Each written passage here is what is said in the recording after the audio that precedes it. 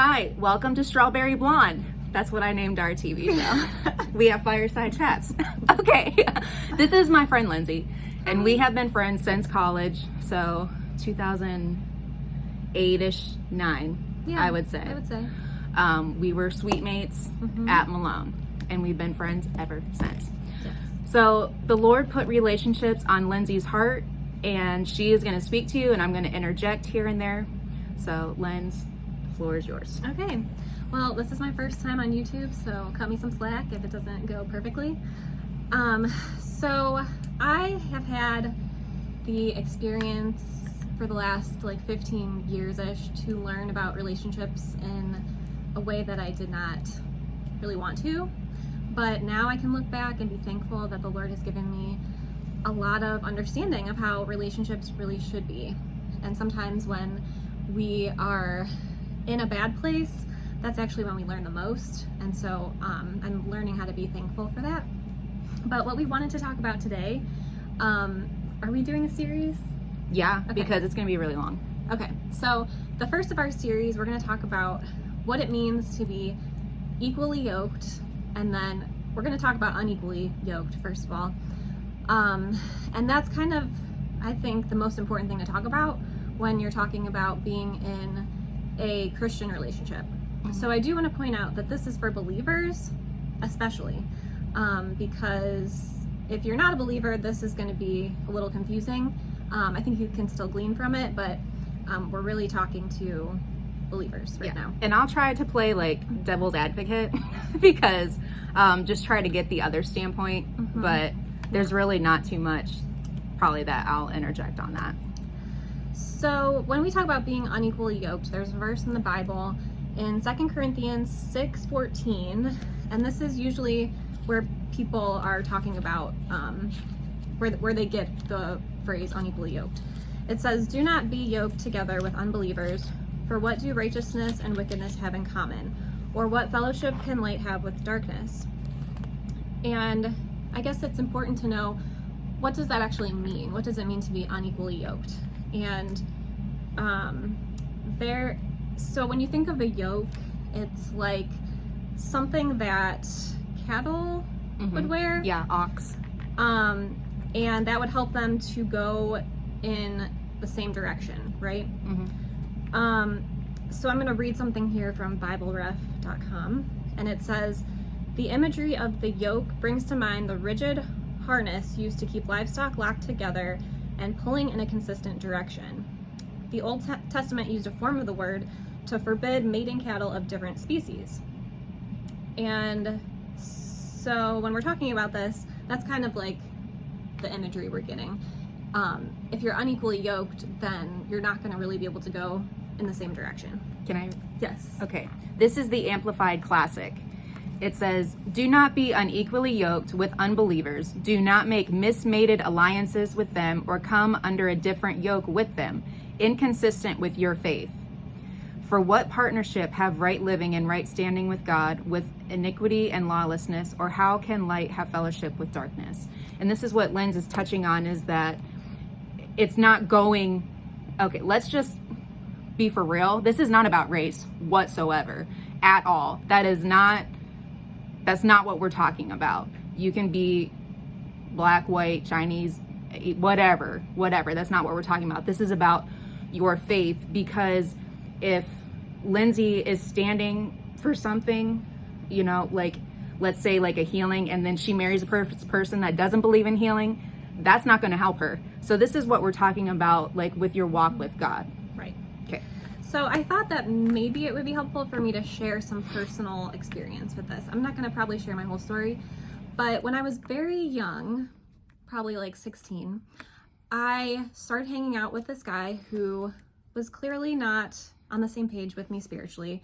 But back then I was like, oh, I'm 16, who cares? We're not going to get married. And I remember even my dad telling me, "Why are you with this guy? He's not a Christian. What's the point of this?" And I was just thinking my dad was trying to ruin my fun. And I just kind of denied the fact that any relationship that you're in can ultimately turn to marriage. And so I kind of just had fun, and I spent a lot of time with this guy, and before you know it, 15 years later, we were still in a relationship. And there were so many things that we went through as a couple that were really hard simply because we were not equally yoked. And I think you can also be unequally yoked with a Christian. Oh yeah, with absolutely. Someone who says that they're a Christian, and maybe they have professed the Lord as their Savior, but they're not really living fully for Him. And I think a lot of confusion can creep in. The enemy can bring in a lot of doubts of like, oh, well, they're a Christian, so why can't I be with them? It's fine.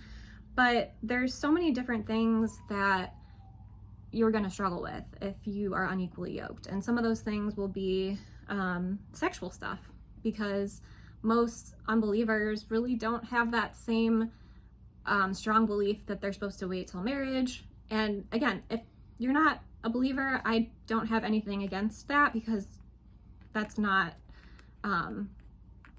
it's not what we're aiming right at. We're not talking about that. But as a believer, we do believe that we're supposed to save sex for marriage, and so that's something that is probably going to be a struggle for you.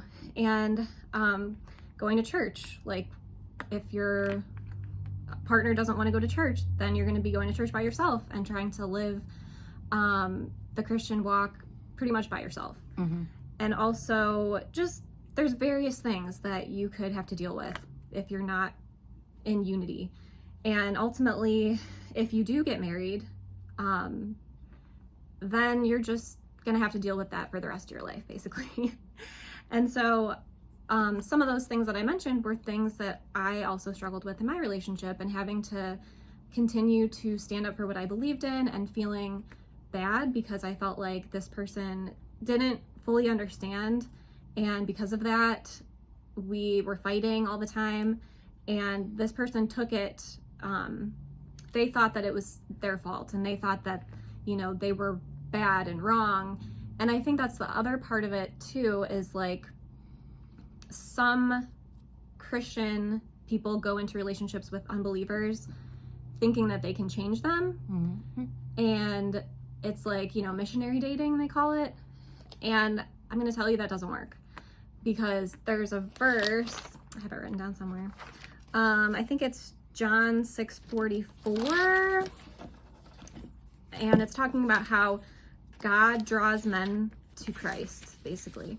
So you can plant the seed, you can be a witness to that person, but ultimately it's God who's going to bring them to Christ, and they have to want it for themselves. And so I found in my relationship that it really, I almost pushed them away, because I was trying so hard to like make them want what I wanted, and that it just doesn't work well.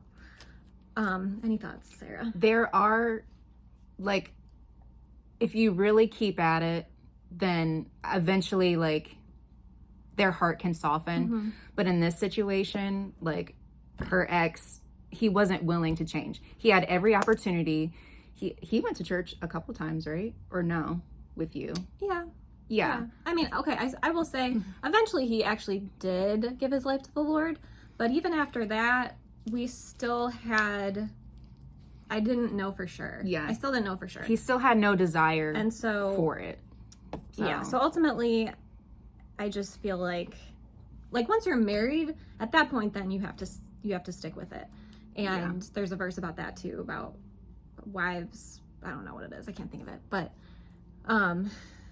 you can help to bring your husband to the Lord after you're married. But if you're not married, you should just not be married. Yeah. I mean, if you're really having to truly, like, if it's stressing you out, stop. Like, quit pursuing, because it's not fair to you. It's not fair to your partner, because they're not looking for that anyways. So it'll just be a constant battle. So if you've just been dating for a while and nothing's happening, just forget it. So it's already been 10 minutes. Okay. So we're going to continue to part 2. Okay.